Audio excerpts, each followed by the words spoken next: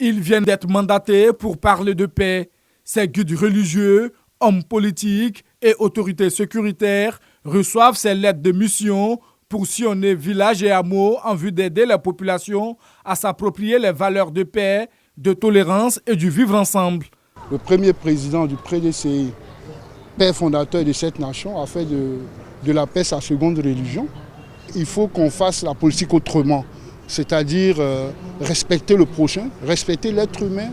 Même quand on a vu la divergence d'opinion, toujours est-il que c'est pour l'avenir de nos enfants, pour cette nation. Des mandats qui s'inscrivent dans un contexte particulier, celui de la présidentielle d'octobre 2025 qui s'annonce à grands pas. Outre ces mandats, pour encourager les efforts de promotion de la cohésion sociale, plusieurs personnes ont été élevées au rang d'artisans de paix. Je voudrais dire merci à cette confession internationale religieuse qui me décerne ce prix. Cela veut dire que tous les actes que nous posons sur la terre des humains, nous sommes suivis et nous devons faire attention à ce que nous faisons.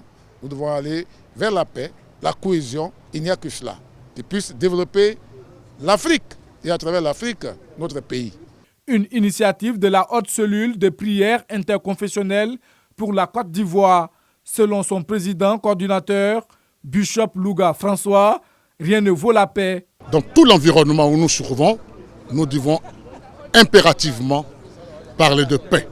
Nous devons tout mettre en œuvre pour consolider la paix, la tranquillité, la quiétude dans notre pays. Mais au-delà, demander à chaque être humain de respecter, d'honorer la créature divine qui est l'être humain, son semblable. Si on doit aimer notre semblable, cet amour doit nous pousser à le protéger, à le sécuriser, à le garder, à le jalouser de sorte à ne pas permettre que le sang des humains coule innocentement dans notre pays. C'est là l'essentiel du message que nous sommes venus faire passer.